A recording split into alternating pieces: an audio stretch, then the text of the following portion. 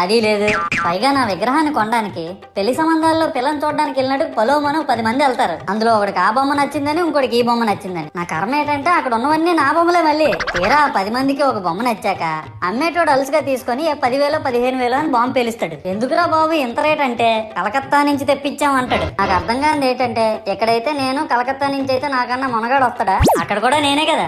ఇలా నన్ను బజార్లో పెట్టి బేరం ఆడి నా మొహానికి ముసుగేసి వ్యాన్ ఎక్కిస్తారు. ఆ వ్యాన్ డ్రైవర్ గాడు నేనున్నానని కూడా చూడకుండా ఏదో ఆలోచించుకుంటూ డ్రైవ్ చేస్తా గతకల్లో గబ్బి గుబ్బి మని తించేసి నా కాల్లో చెయ్యి ఇరగొట్టేస్తాడు. ఈ విషయం చందాలు ఇచ్చిన చిన్నోళ్ళకి తెలిస్తే మళ్ళీ ఇరిగిపోయిన బొమ్మ పెట్టకూడదని ఏ బొమ్మ రాసి కవర్ చేసేస్తాడు. సరేలే జరిగిందేదో జరిగింది, నా భక్తులే కదా, కూల్ బ్రో అని చిల్లయ్యే లోపు నన్ను పందిర్లో పెట్టి ముసుగు తీసి నాకన్నా పొడుగుండే సౌండ్ బాక్సులు 2 నా చెవులు పక్కన పెట్టి డీజే గణేష్ బ్రో అని చెప్పి నా పాటలను కూని చేస్తారు. సరేలే పిల్లలు కదా, ఇప్పుడు కాకపోతే ఎప్పుడు ఎంజాయ్ చేస్తారు, కాసేపట్లో పూజ స్టార్ట్ చేస్తారని వెయిట్ చేస్తా ఉంటే ఆ 5 రూపాయల వ్రతకల్పన బుక్ చూస్తే